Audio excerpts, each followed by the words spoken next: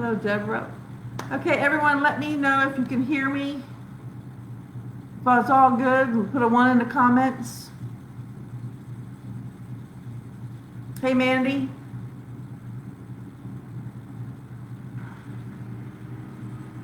I know it's a little slow, lags a little bit, so I'm going to wait a minute. Hey, Carlos.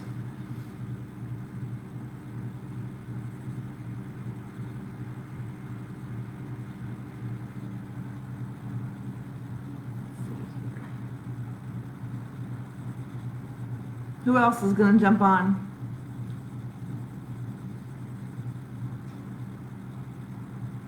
Yeah, Deborah, Mandy, Carlos. I know it's running a little slow in this live here. Okay, good. You can hear me. Thank you, Carlos.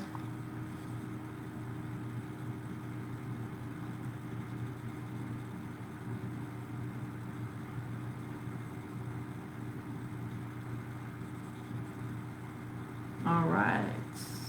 Wait for a few more people to jump on. Let's see what happens.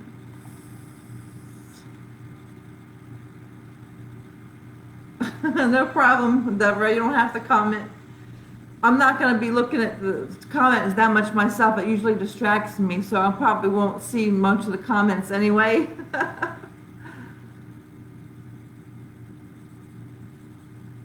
I just go off my notes, and I don't really, I can't do two things at once. Let's see, let's wait for a few more people to hop on. Hey, Troy, how's it going?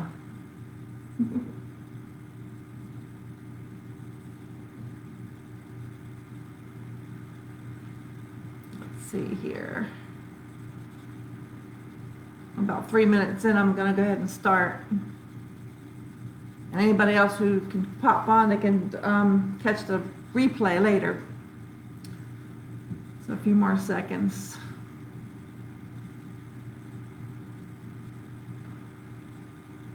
All right, hey Rosalind. Hey Maureen. I thought you'd be asleep. Hey Adam. Michael. All right. Let me go ahead and get started here. I got a lot to cover in a short time. I'm not going to be too long on here for you guys. Hey Keith, what's going on? So for those of you who don't know me, my name is Isabella Thatcher, and I'm from South Carolina, and I've been on the online marketing space since 1996, if you could believe that. When I got out of the Navy, there were no jobs in my area available for my billing, which was accounting, so I began looking online for a job. Hey Sabrina. And there started my journey of starting and failing at work from home jobs. So I've always had the passion. After I couldn't find a job out of the Navy, I couldn't find a job, so I've always had a passion of working online, doing something online from home. And there began my journey. So I've been at this for a little while here now. More off than on, you know, hey James.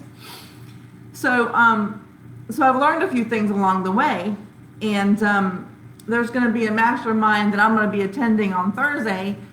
It's a 4-hour mastermind, and I'm going to bring some golden nuggets back. It's Brendan Burchard and Tony Robbins and a few other people. Hey Ruth. Angeline, so a few other key speakers, and I'm going to be in a private Zoom with them.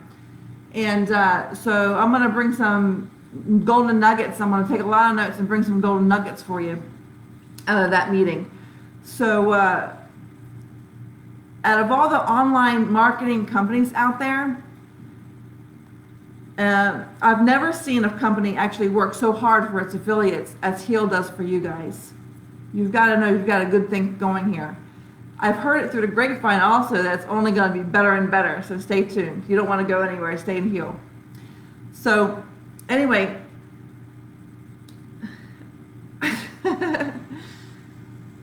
so I've been talking about the book I've read many times over called The Greatest Salesman in the World by Og Mandino.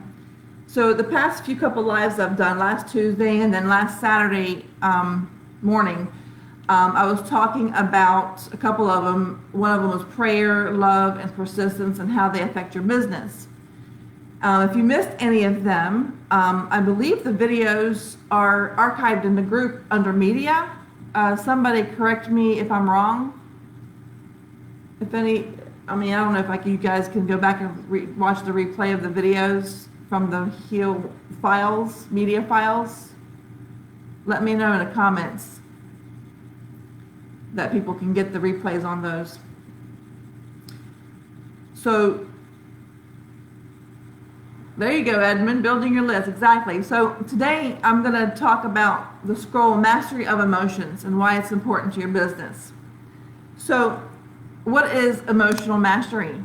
It is the process of becoming aware of and learning to direct your emotional states, how you feel moment to moment, and using it to your advantage. It's especially important in business. So nature is a circle, of course. So the tides advance, tides recede. The summer comes, summer goes. Sun comes up, sun sets. The flowers bloom and flowers die. It all comes full circle, just as we are part of nature. We also have our ups and downs. And if you master these ups and downs, you will also be able to direct your mind to whatever you desire. Because the secret is, you're not only just a part of nature, you are in nature. In other words, you can control these tides of emotions. You're separate. Just like I don't believe anybody is depressed. You are not depression. You may feel depressed, but depression is not physically you. So when someone says, I'm depressed, I don't believe it. You just transport depression along with you willingly. So you must master these emotions in your business or it's doomed to fail. Let me tell you why.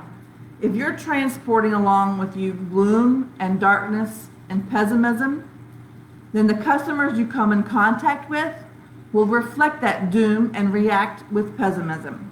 They won't know why, but then they will feel something that's wrong and believe it's your product or service and then refuse you. On the other hand, if you bring joy and enthusiasm and brightness and laughter, they will also reflect the same enthusiasm. Laughter is contagious, right? You guys understanding what I'm putting down here? All right, so laughter, my friends, is the tool that will harvest your acres of diamonds. In other words, passionate laughter, upbeat emotions will trigger the same in the other person. So there's a statement that I read in the book. It says, weak is he who permits his thoughts to control his actions. Strong is he who forces his actions to control his thoughts. Let me say that again. You're welcome, Pamela. Let me say that again. Weak is he who permits his thoughts to control his actions. And strong is he who forces his actions to control his thoughts. In other words, if you feel depressed, you sing. If I feel sad, I will laugh. If I feel ill, I will double my labor. If I feel fear, I will still plunge ahead. If I feel inferior, I'll wear new garments. If I feel uncertain, I will raise my voice. And if I feel poverty, I will think of the wealth to come. If I feel incompetent, I will remember past successes. In other words, you're forcing your actions to dictate your feelings and not the other way around. You're programming yourself to be a certain way despite how you feel. So do not let your feelings tell you how to be that day. You tell your feelings to take a hike and become what you want to become that day. Like if you need to be available for a live, you tell your feelings, look, I can't feel sad and depressed right now. I have to do a live. It's part of my business. It takes me forward. So you have to put that feeling aside and put on music or something to feel yourself upbeat in order to do your live. So also on the flip side, there are also other emotions that can destroy you if you let it. In other words, if you become overconfident, like if I become overconfident, that's never a good thing. So here are a couple of things you can do. If you become overconfident, for example, I will recall my failures. If I overindulge, I will think of past hungers. If I feel complacency, I will remember my competition. If I enjoy moments of greatness, think too highly of myself, I will remember moments of shame. If I feel all-powerful, I will try to stop the wind. If I attain great wealth, I will remember one unfed mouth. Hey, Jamie. Hey, Myra. And if I become overly proud, I will remember moments of weakness. If I feel my skill is unmatched, I will look at the stars. In other words, don't think too highly of yourself that you lose focus on what you need to do, especially in your business. Remember the tortoise and the hare? He became overly confident of himself and lost that race. So by controlling your emotions also comes with recognizing the moods of others.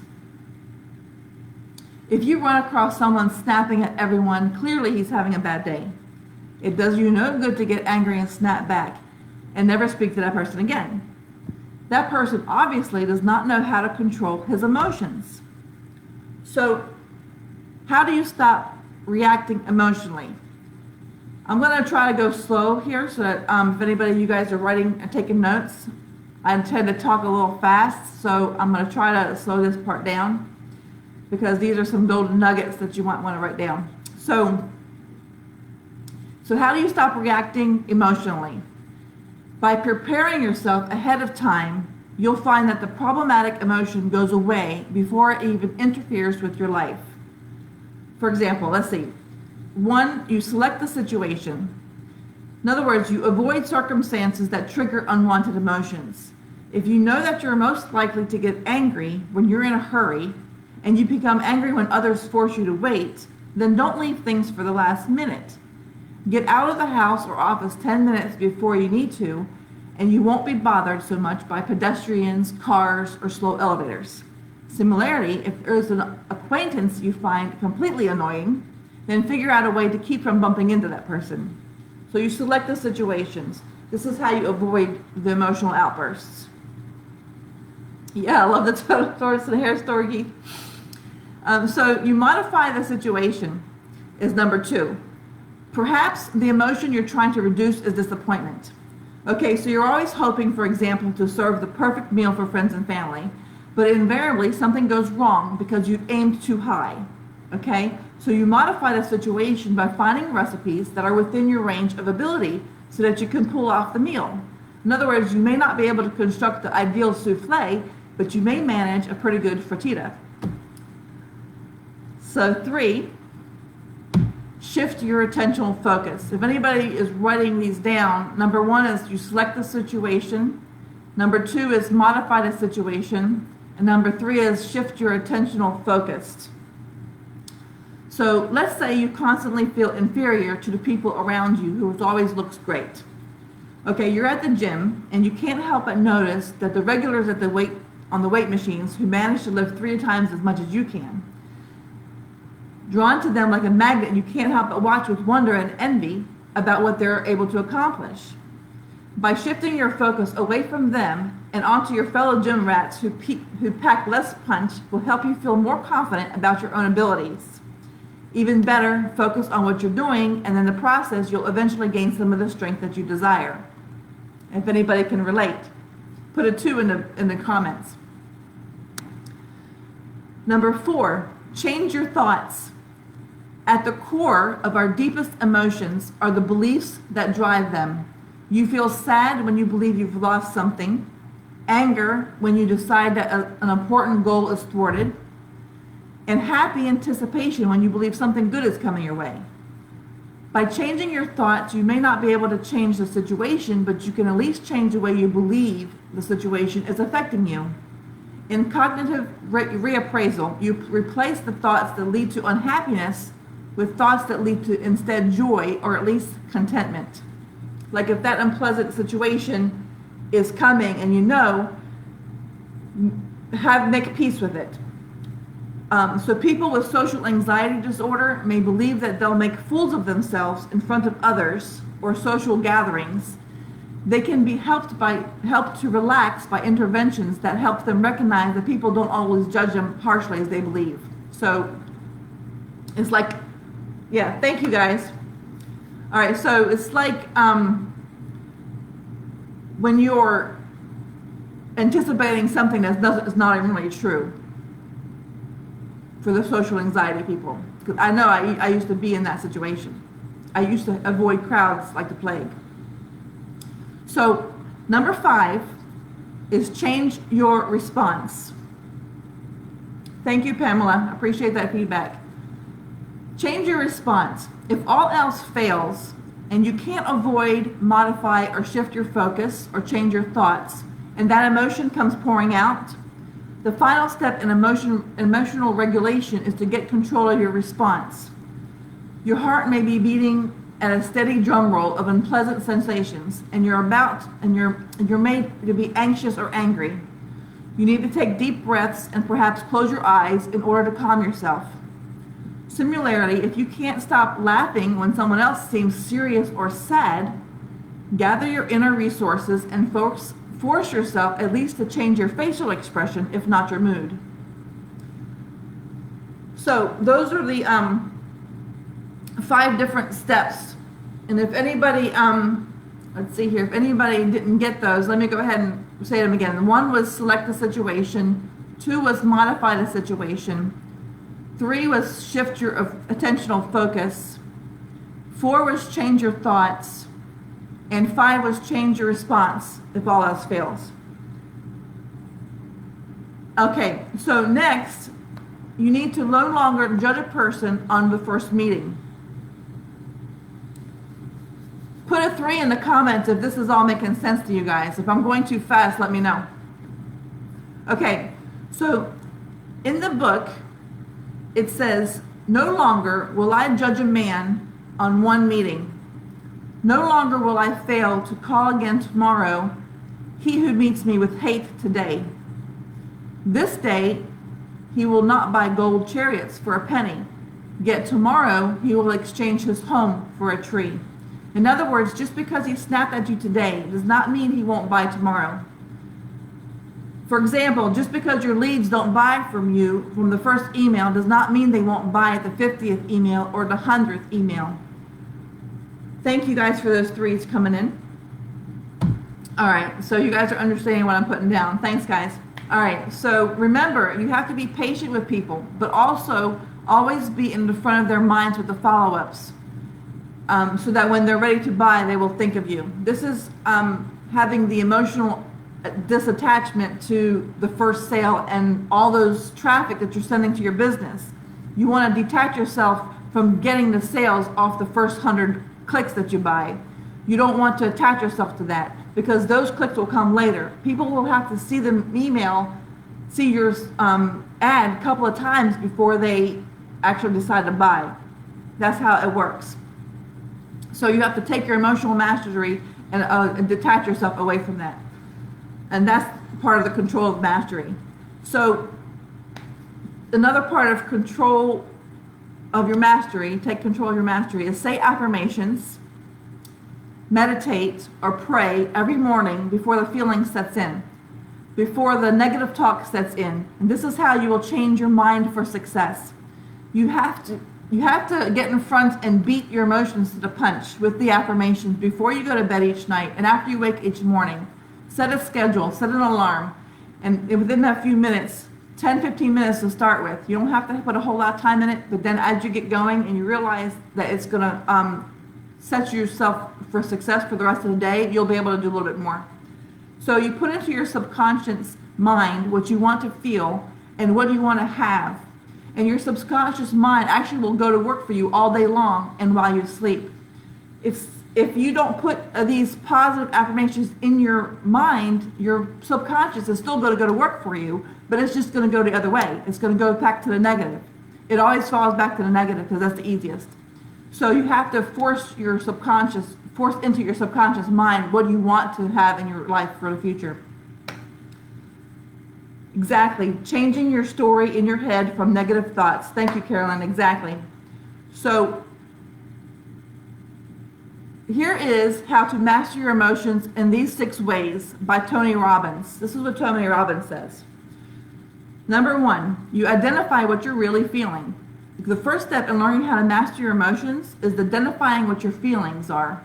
To take that step toward emotional mastery, you ask yourself, what am I really feeling right now? Am I really feeling anger, hurt, or frustration, or is it something else? 2, acknowledge and appreciate your emotions, knowing that they support you. Emotional mastery does not mean shutting down or denying your feelings. Instead, learning how to master your emotions means appreciating them as a part of yourself. You never want to make your emotions wrong. The idea that anything you feel is wrong is a great way to destroy honest communication with yourself as well as with others. 3, get curious about the message this emotion is offering you. Emotional mastery means approaching your feelings with a sense of curiosity. Your feelings will teach you a lot about yourself if you let them. Getting curious helps you interrupt your current emotional pattern. It solves the challenge and prevents the same problem from occurring in the future. So you ask yourself, what are some of the factors that may be contributing to this emotion? Are there multiple little things that may have built up throughout the day? Are you tired or stressed? So 4, get confident. The quickest and most powerful route to emotional mastery over any feeling is to remember a time when you felt similar emotion and you handled it successfully. Since you've managed the emotion in the past, surely you can handle it today. For example, if you were angry at someone, what did you do the last time you were angry at this person? Did you walk away? Did you solve it peacefully? Okay, 5, get certain you can handle this not only today, but in the future as well. To master your emotions, build confidence by rehearsing handling situations where this emotion might come up in the future. You see, hear, and feel yourself handling the situation. This is the equivalent of lifting emotional weights, so to speak. So you build that muscle you need to handle your feelings successfully. Practicing visualization is a faster way to get a handle on your emotions. Like if you meet that person that you always blow up at, or you have a negative feeling towards. Imagine yourself liking the person or even loving the person. It's maybe hard at first, but if you pretend that you actually love this person, then you will see them in a different light, and it'll make your, like if you work with them, so to speak, it'll help you get through the day with working with them. So it's kind of something like that. So 6, get excited and take action. So now that you've learned how to master your emotions, it's time to get excited about the fact that you can.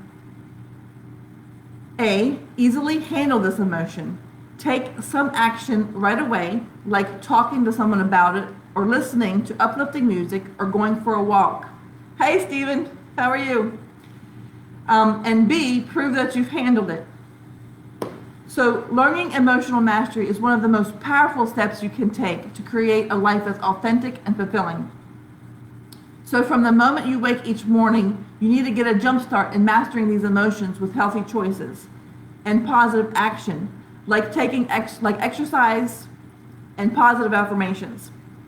Okay, so you'll be in control of your destiny, and much more abundance will be attracted to you. Once you've decided that you're going to take control of your emotional mastery, once you've decided in that moment and you stick to your guns with it, something switches in your brain and says, okay, and then the universe will move out of your way, and it'll start becoming easier, but you have to do it more often. So become a master of yourself to become your greatest self. So a great resource is a book called Emotional Intelligence by Daniel Goleman. In it, he gives you more practical steps to master your emotions for business and life in general. Another resource is right there in your back office.